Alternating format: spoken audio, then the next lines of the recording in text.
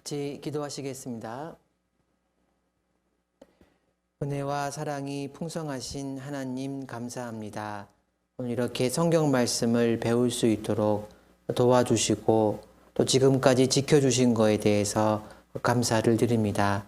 말씀을 보고 듣고 배우며 저희 마음과 생각과 믿음이 점점 자랄 수 있도록 도와주시고 또 하나님의 사랑과 은혜를 더욱 알 수 있도록 하나님 도와주시길 부탁을 드립니다. 오늘 말씀도 저에게 필요한 말씀으로 채워주십시오. 우리를 사랑하시는 예수님 이름으로 기도드렸습니다. 아멘. 성경 출애굽기 19장입니다. 출애굽기 19장 16절입니다. 출애굽기 19장 16절부터 19절까지 제가 읽어드리겠습니다. 제3일 아침에 우레와 번개와 빽빽한 구름이 산 위에 있고 나팔 소리가 심히 크니 진중 모든 백성이 다 떨더라. 모세가 하나님을 맞으려고 백성을 거느리고 진에서 나오매 그들이 산 기슭에 섰더니 시내산에 연기가 자욱하니 여호와께서 불 가운데서 거기 강림하심이라. 그 연기가 옹기점 연기같이 떠오르고 온 산이 크게 진동하며 나팔 소리가 점점 커질 때에 모세가 말한즉 하나님이 음성으로 대답하시더라. 네, 오늘은 하나님께서 주신 율법에 대해서 배워보도록 하겠습니다.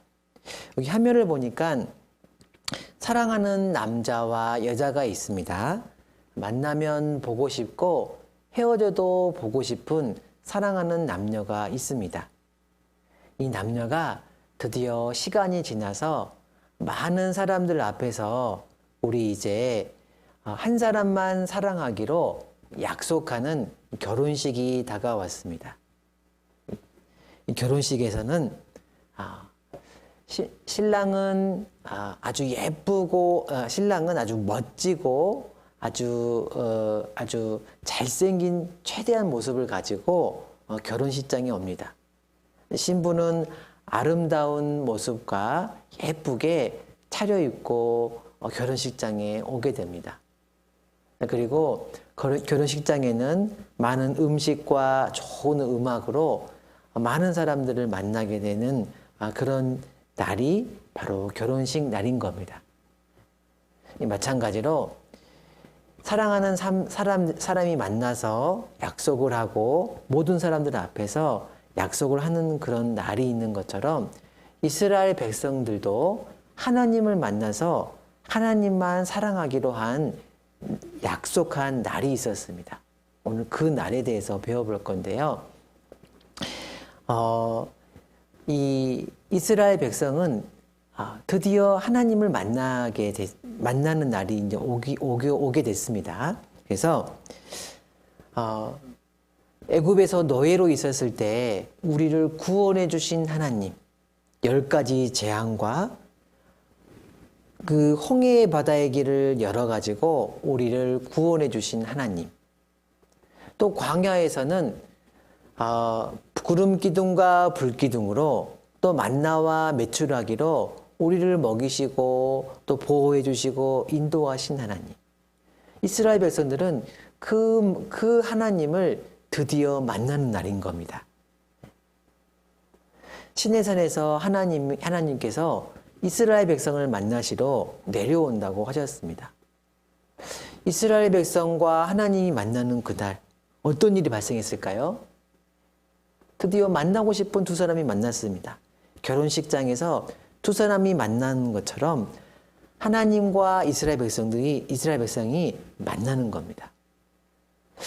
아마 사랑하는 사람끼리 만나는 거기 때문에 제 생각에서는 아마 아름다운 음악이 흐르고 아주 향긋한 냄새가 나고 또 꽃가루도 뿌려지면서 내가 하나님이다. 내가 너를 사랑하는 하나님이다. 이스라엘 백성들은 하나님 너무너무 좋아요. 이렇게 하는 만남일 것 같은데 실은 성경에서는요, 그런 만남이 아닌 겁니다. 성경에서는요, 백성들이 두려워 떨었다고 되어 있어요. 어떤 만남인지 한번 살펴보도록 하겠습니다. 방금 읽었던 19장 16절을 보시면 제3일 아침에 우레와 번개와 빽빽한 구름이 산 위에 있고 나팔 소리가 심히 크니 진중의 모든 백성이 다 떨더라. 하나님이 이스라엘 백성 앞에 나왔을 때 어떤 상황이었냐? 여기 보시면은 우레라는 것은 뭐냐면요, 천둥 소리죠. 우르릉 쾅쾅쾅. 하나님이 이스라엘 백성 나왔을 때 우레 소리가 들렸습니다. 그리고 번개도 쳤습니다. 여기 번쩍 저기 번쩍 번개가 팡 쳤다는 거예요. 또 게다가 빽빽한 구름이 있었습니다. 하얀 구름, 아주 검정 구름, 그런 구름들이 아주 빽빽하게 있어가지고 산 정상이 보이지 않을 정도였어요. 그러니까 빽빽한 구름이 있는 상태에서 우르릉 쾅쾅 하면서 번개가 번쩍번쩍이고 있었던 게 하나님이 이스라엘 백성들 앞에서 나타난 모습이었습니다. 무섭겠습니까? 안 무섭겠습니까? 무섭지요. 게다가 나팔 소리가 심히 컸다. 빠바방 빠바방 빠바방 하고 크게 들렸습니다. 상상해 보면요, 실은 너무너무나 무서운 일인 겁니다. 여러분들 여름에 번개가 번쩍번쩍 쳤을 때 밖에 나가고 싶나요? 안 나가고 싶나요? 안 나가고 싶습니다. 나가면 번개 맞을 것 같아요. 나팔 소리가 점점 크게 울렸다. 무서운 상황이었을 거예요. 이렇게 성경에도 진중 모든 백성이 다 떨더라. 다 떨었어요. 다. 어린이부터 할아버지까지 다 떨었어요. 너무너무 무섭다. 이렇게 떠는 겁니다. 또 게다가 또 뭐 또 있었냐면요, 시내산에 연기가 자욱하니, 구름도 많았는데요, 연기가 모락모락 나고 있는 겁니다. 또 보면은 여호와께서 불 가운데 거기 강림하시더라. 강림이라는 말은 내려오셨다는 말인 거예요. 성경 여기 신명기 4장 11절을 보시면 어떻게 표현되냐면요, 너희가 가까이 나와서 산 아래 서니 그 산에 불이 붙어 하염이 충전하고. 아까 성경 읽었을 때 불 가운데 강림하셨다고 되어 있는데요, 이 불이 그냥 조그맣게 부른 게 아니라 산에 화염이 충전했다. 그러니까 산에 완전히 불이 붙어서 불이 활활 타오를 정도로 된 겁니다. 게다가 유암이라는 것은 아주 검정 구름 같은 겁니다. 그 다음에 구름과 흑암, 주변이요 캄캄해져 버렸어요.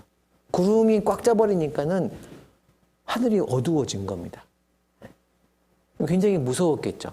아까 말한 것처럼 우레와 번개와 그다음 빽빽한 구름과 그다음 나팔 소리가 들리면서 불이 확 붙으면서 있는 거예요.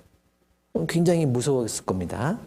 또 게다가 온 산이 크게 진동하며, 산이 진동한 겁니다. 요즘 말로 하면 지진이에요, 지진. 그것도 그냥 진동이 아니라 크게 진동했어요, 크게. 불이 붙어 있는 산이 우르르르르르 막 떨고 있는 겁니다. 그리고 나팔 소리는 점점 커지고 있어요. 놀랍게도 이스라엘 백성과 하나님이 만나는 그 만남에는 엄청 무서웠다는 거예요. 모든 백성이 다 떨 정도로 엄청 무서웠던 겁니다. 그렇다 그러면 하나님은 왜 이런 모습으로 나타났을까요? 너무나 멋진 모습, 사랑스러운 모습, 여러 가지 정말 그런 모습으로 하나님이 딱 나타날 수가 있었는데요, 하나님은 정말 무서운 모습으로 나타난 겁니다. 왜 그랬을까요? 첫 번째 만남이면은 가능하면 좋게 보이려고 할 거잖아요. 근데 하나님과 이스라엘 백성과의 첫 번째 만남은 하나님은 무섭게 나타난 겁니다. 하나님이 어떤 분인가를, 하나님이 어떤 분인가를 하나님이 나타내는 거예요. 하나님은 우리와 같은 사람이 아닌 겁니다. 하나님은 높으신 분인 거예요. 하나님은 거룩하신 분인 겁니다. 그래서 하나님은 이스라엘 백성들에게 하나님이 어떤 분인가를 알려주기 위해서 하나님은 그렇게 나타나신 겁니다. 땅에서 하늘이 높은 것처럼 하나님은 너무너무나 높으신 분인 겁니다. 이 하늘과 우주가 엄청 큰 것처럼 하나님은 너무너무나 넓으신 크신 분인 거예요.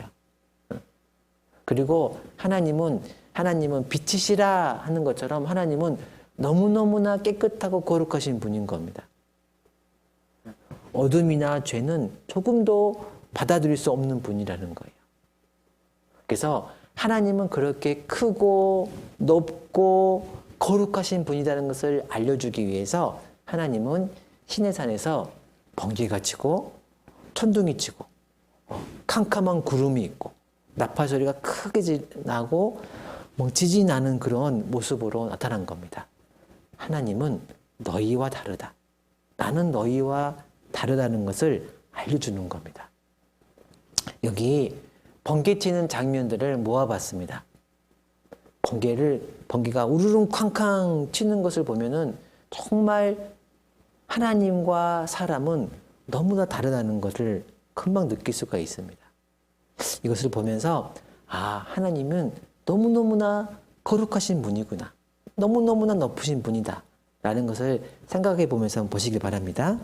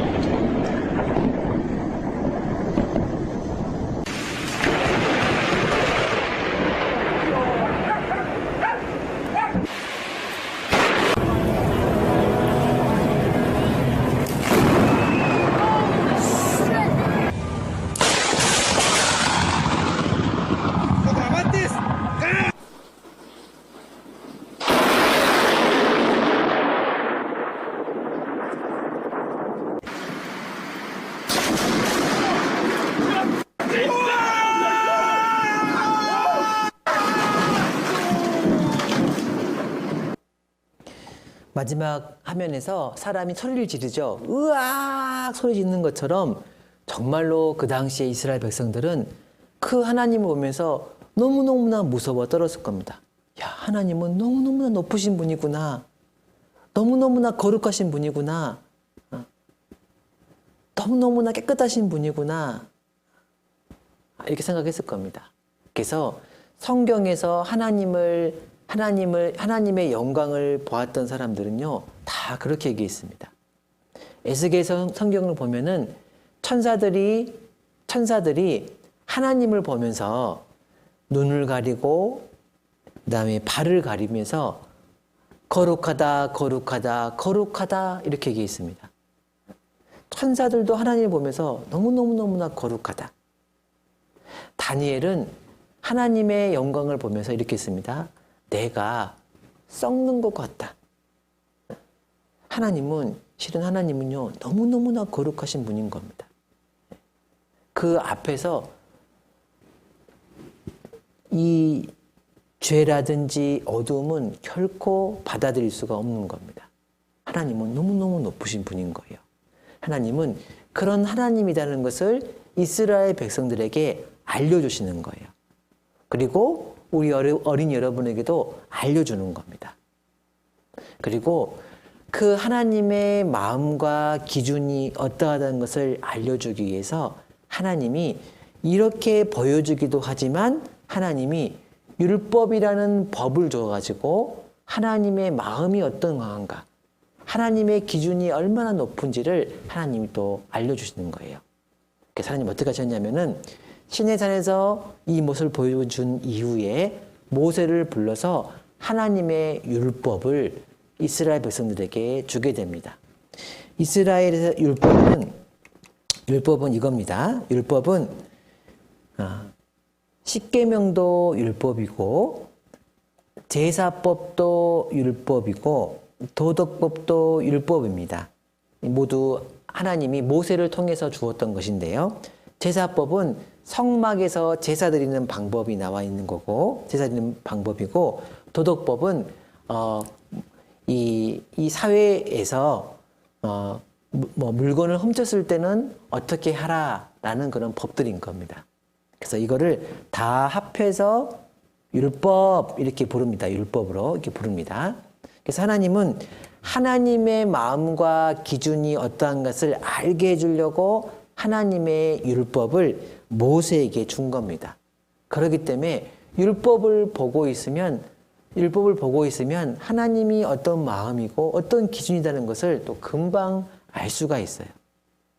마찬가지인 겁니다. 우리도 우리나라의 법을 보고 있으면 우리나라의 법은 무엇을 중요하게 여기는 거구나 라는 것도 알 수가 있습니다. 싱가포르도 보면요. 싱가포르는 아주 재밌는 법들이 많이 있습니다. 여기 보시면 싱가포르에서는 공공 화장실에서 물을 안 내리면 13만 원의 벌금을 내게 되어 있습니다. 또 무단 횡단을 하면은 벌금 82만 원을 내고 징역 3개월을 살아야 되는 겁니다. 또 길에다 껌 뱉으면 80만 원의 벌금을 내고 옆집에 와이파이를 몰래 쓰면은 820만 원의 벌금을 냅니다.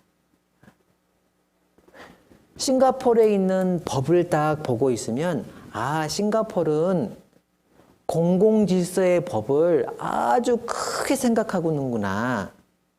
우리가 그거를 알 수가 있어요. 그리고 이 법을 아주 심각한 죄를 지게 되면 어떻게 하냐면요. 싱가포르에서는 이렇게 회초리로 엉덩이를 때리게 되어 있습니다.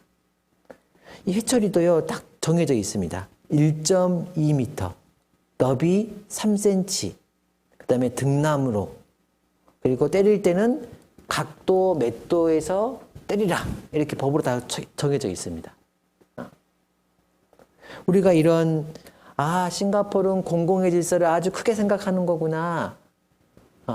그리고 싱가포르에서는 큰 잘못을 하면은 이런 벌을 받구나. 정말 법을 크게 생각하는 거구나. 잘못하면은 벌 받는 거구나.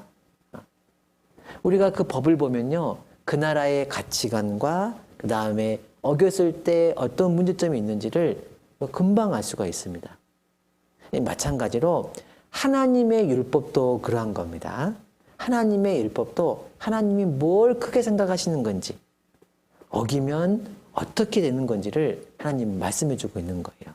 그래서 여러 가지 율법이 있는데 그 중에 대표적인 율법이 뭐냐면은 십계명인 겁니다. 십계명은 특별히 하나님이 이스라엘 하나님이 직접 돌판에 적어서 준 겁니다. 그래서 하나님이 친히 쓰신 것이더라. 하나님이 직접 돌판에 적어서 이스라엘 백성들에게 준 것이 바로 십계명인 거예요. 대표적인 율법인 겁니다. 법인 겁니다. 그러면 십계명에는 어떤 내용이 들어있는 거냐? 십계명에서는 하나님에 대해서 지켜야 될 법과 그 다음에 사람 사이에서 지켜야 될 법을 적어놨어요. 사람이 하나님에 대해서 지켜야 될 법, 수직적으로 사람이 수평적으로 지켜야 될 법이 바로 십계명인 겁니다. 그래서 다른 신을 섬기지 말라, 우상 숭배하지 말라, 여호와 이름을 망령되이 일컫지 말라, 안식일을 지켜라. 이것이 사람이 이스라엘 사람들이 하나님에 대해서 지켜야 할 법이었던 겁니다. 그리고 부모를 공경해라. 살인하지 말라. 간음하지 말라. 도둑질하지 말라. 거짓 증거하지 말라. 탐내지 말라는 사람이 지켜야 될 법인 거예요. 하나님은 이런 법을 준 겁니다. 구체적인 법을 준 거예요. 근데 성경의 마태복음 보면은 이 법은 뭘로 요약될 수가 있냐면은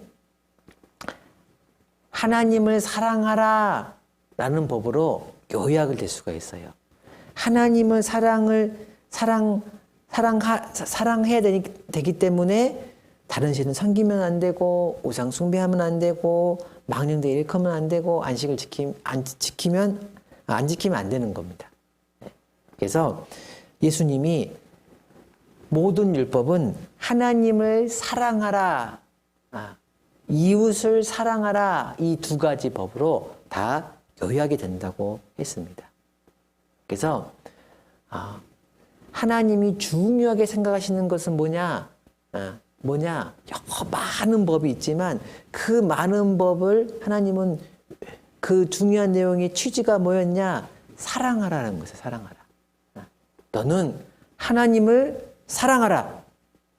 그리고 내 이웃을 사랑하라. 이게 하나님의 마음인 겁니다. 하나님이 원하시는 거예요. 근데 이것을 어겼을 때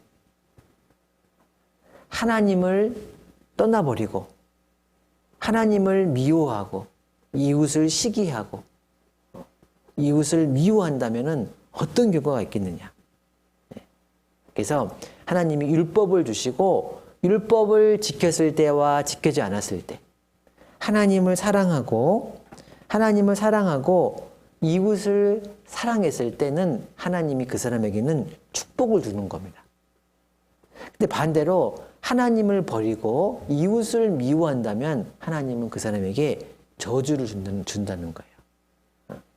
하나님은 그렇게 이스라엘 백성들에게 약속을 딱 하신 겁니다.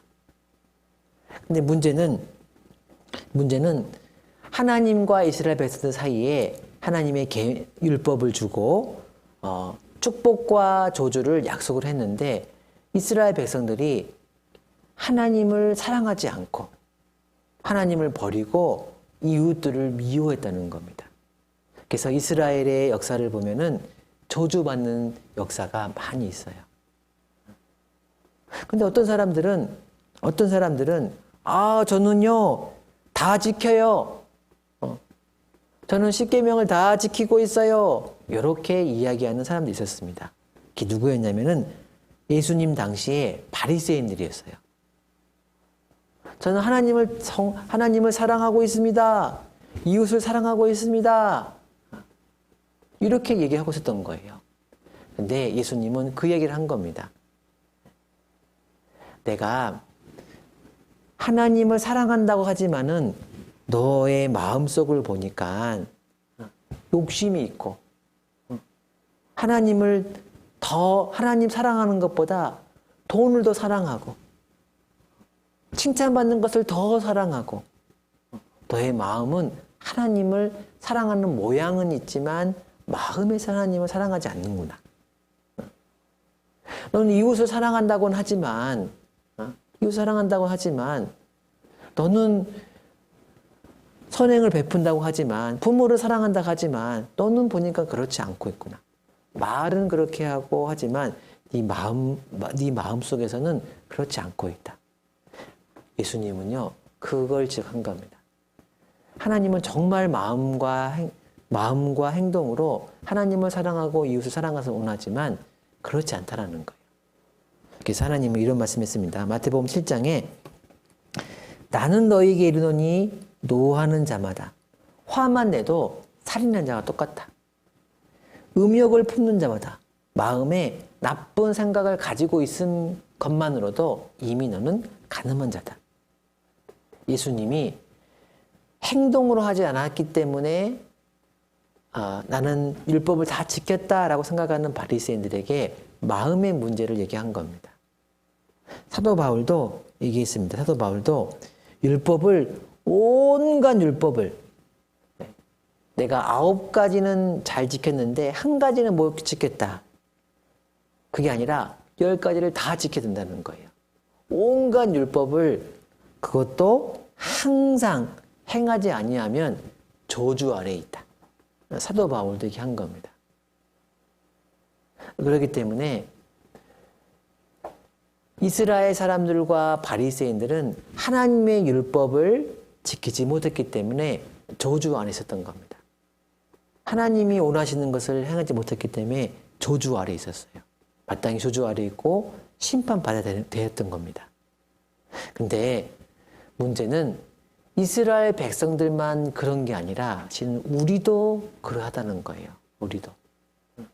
하나님의 법 앞에 너무너무나 거룩하신 너무너무나 완벽하신 하나님 앞에 우리도 보면요. 문제가 있는 겁니다. 행동으로는 말할 것도 없고 우리 마음속에 문제가 있다는 거예요. 십계명의 가장 마지막 10번째 제목, 10번째 내용이 뭐냐면요. 탐내지 말라는 겁니다. 그런데 우리는 마음속에 욕심이 있거든요. 더 멋진 옷 입고 싶고 더 좋은 핸드폰 갖고 싶고 내가 쟤보다는 더 힘세지고 싶고 더 칭찬받고 싶고 우리 속에 그런 욕심이 있는 겁니다. 여러 가지 돈도 마찬가지고. 그래서 그게 안 되니까는 미워하기도 하고 때리기도 하고 훔쳐오기도 하고 그런 거예요. 그러니까 우리는 그런 이 마음이 있다라는 겁니다. 하나님은 그것을 우리도 문제라는 것을 얘기를 하고 있는 겁니다. 그래서 성경 말씀에 이렇게 얘기했습니다. 그래서 하나님의 주신 율법, 하나님의 십계명을 딱 보고 있다 보면요. 율법으로는 죄를 깨달음이라. 하나님이 모세에게 준 그 율법, 십계명을 우리도 보고 있으면 아, 나도 하나님 앞에 잘못한 게 있구나. 나도 죄가 있구나. 나도 저주 아래 있구나. 심판 아래 있구나. 라는 것을 깨닫게 된다는 거예요. 모세에게 준 율법은 지금 우리에게도 우리의 죄를 깨닫게 하는 거예요. 그리고 온 세상으로 하나님의 심판 아래 있게 하려 함이라. 우리가 하나님의 십계명을 지키지 못하기 때문에 우리도 하나님의 심판 아래 있구나. 저주 아래 있구나. 아, 나는 도움이 필요한 거구나. 하나님 도와주세요. 하나님의 율법은 하나님의 기준을 얘기하고 그다음에 우리가 그 기준에 도달하지 못했다는 것을 알려주고 있는 겁니다. 그래서 우리에게도 정말 우리를 저주 아래에서 풀어줄 사람이 반드시 필요하다는 거예요. 그래서 다행히도 성경에는 예수님을 얘기하고 있는 겁니다. 그래서 여기 보시면 하나님 앞에서 저주받아야 될 사람이 바로 우리였는데 예수님이 율법의 저주를 대신 받으셨습니다. 율법의 저주를 대신 받으신 분이 예수님인 거예요. 하나님 앞에 율법을 지키지 못했으니까 너는 저주받아야 돼. 근데 그 저주를 내가 받아야 되는데 예수님이 대신 받아준 겁니다. 그리고 율법이 요구하는 것, 아까 사랑이었죠. 사랑. 하나님을 사랑하고 이웃을 사랑하라. 예수님은 이 땅에 계시면서 율법을 다 이루신 분이었어요. 하나님을 사랑하고 이웃들, 아픈 자들, 병든 자들, 모든 이웃들을 예수님은 사랑해 주셨습니다. 예수님은 율법을 다 지키신 분이었어요. 저주를 받으시고 또한 율법을 다 지키신 분이 예수님인 겁니다. 그래서 예수님은 성경 말씀에 보면 예수님은 율법을 이루었다라고 되어 있습니다. 사랑은 율법의 완성이니라 이렇게 얘기하고 있는 거예요. 그래서 우리 예수님은 내가 받아야 될 율법의 저주를 대신 받으셨고 율법이 요구하는 사랑이라는 것을 예수님은 다 내 대신 다 이루어 주신 겁니다. 그렇기 때문에 우리는 하나님 앞에서 저주가 아니라 축복을 받고 하나님이 준비하신 영원한 천국 가운데 들어갈 수 있는 겁니다. 그래서 오늘 하나님이 거룩하신 분이다. 그 거룩하신 하나님을 알 수 있도록 계명을 주셨다. 율법을 주셨다. 그 율법 앞에서 우리는 다 문제가 있는 사람이고 저주 아래 있는 사람이었는데 예수님이 그 저주를 대신 받으시고 율법을 이루셔가지고 우리도 하나님 앞에 의인으로서 천국 갈 수 있다. 라는 것을 이렇게 정리를 하시면 이렇게 좋을 것 같습니다. 네, 오늘 하나님이 주신 율법 공과 마치도록 하겠습니다. 기도하겠습니다. 은혜와 사랑이 많으신 하나님 감사합니다. 십자가에서 우리를 사랑해 주시고 또 율법을 다 이루어 주셔서 저희를 천국 갈 수 있도록 해주신 것 감사합니다. 우리도 우리의 삶도 예수님처럼 하나님을 사랑하고 또 이웃을 사랑할 수 있도록 하나님 도와주시고 또 인도해 주시기를 부탁을 드립니다. 우리를 사랑하시는 예수님 이름으로 기도드렸습니다. 아멘.